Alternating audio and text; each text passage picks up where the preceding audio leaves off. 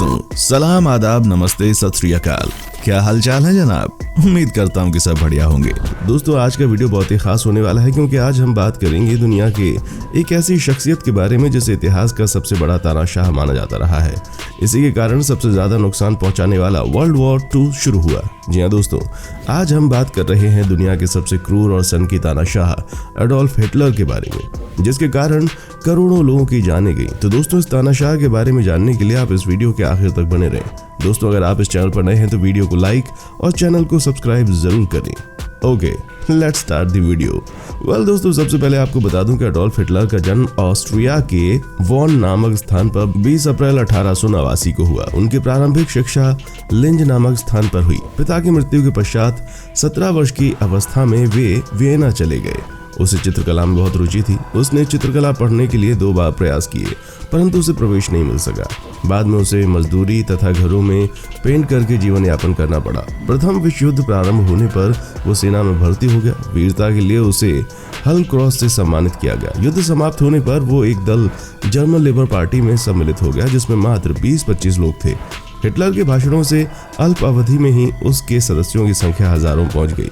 Party का नया नाम रखा गया national socialist German labour party. German में इसका संक्षेप में नाम है नाजी पार्टी।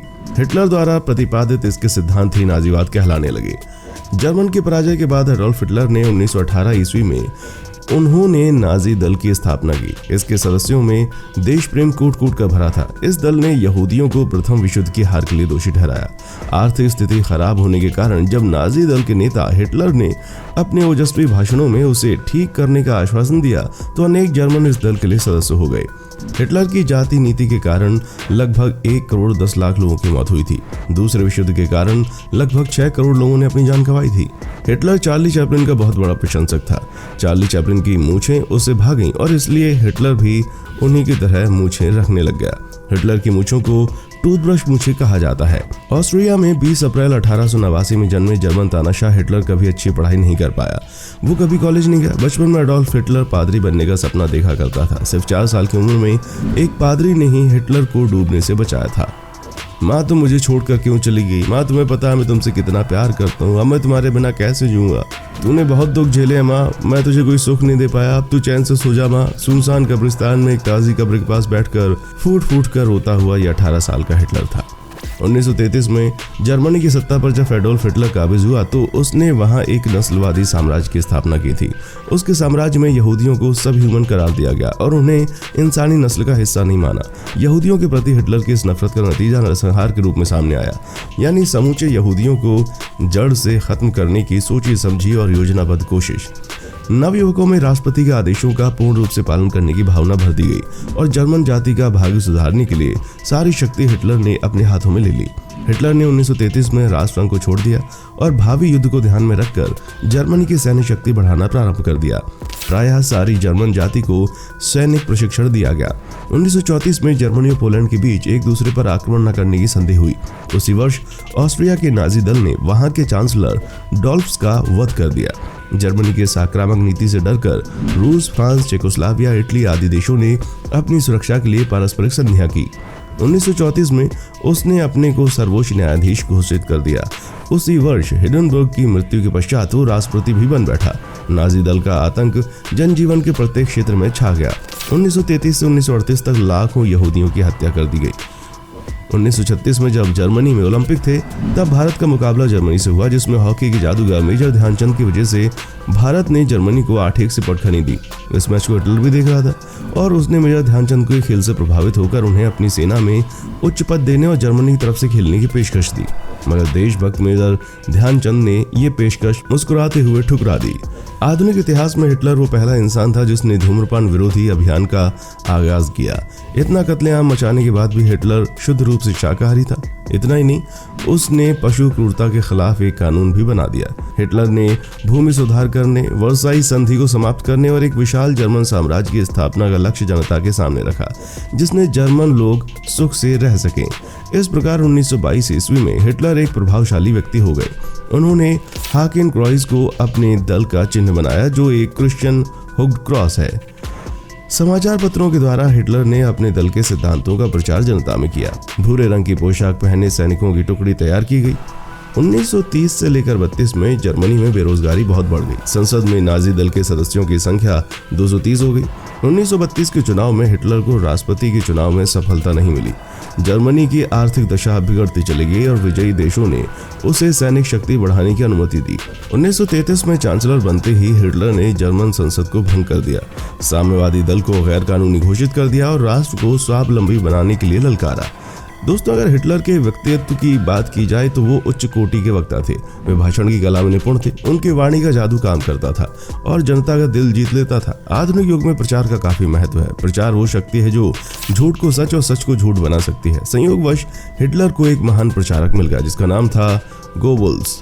उनका सिद्धांत था कि झूठ बातों को इतना दोहराओ कि वो सत्य बन जाए। इस तरह उनकी सहायता से जनता का दिल जीतना हिटलर के लिए आसान हो गया।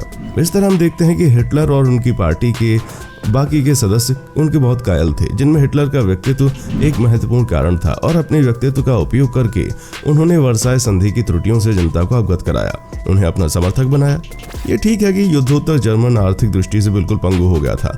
वहां बेकारी और भुखमरी आ गई थी, परंतु हिटलर एक दूरदर्शी राजनीतिज्ञ था और उसने परिस्थिति से लाभ उठाकर राज सत्ता पर आधिपत्य कायम कर लिया। आपको बता दें कि द्वितीय विश्व युद्ध तब हुआ जब उनके आदेश पर नाज़ी सेना ने पोलैंड पर आक्रमण किया। फ्रांस और ब्रिटेन ने पोलैंड को सुरक्षा देने का वादा किया था और वादे के अनुसार उन दोनों ने नाज़ी जर्मनी के खिलाफ युद्ध की घोषणा कर दी। जब प्रथम विश्व युद्ध प्रारंभ हुआ तो हिटलर सेना में भर्ती हो गया और फ्रांस में कई लड़ाइयों में उसने भाग लिया। 1918 ईस्वी में युद्ध में घायल होने के कारण वो अस्पताल में रहा। हिटलर को जर्मनी की पराजय का बहुत दुख हुआ। 1918 ईस्वी में उसने नाज़ी दल की स्थापना की। इसका उद्देश्य साम्यवादियों और यहूदियों से सब अधिकार छीनना था। इनके सदस्यों में देश प्रेम कूट कूट कर भरा हुआ था।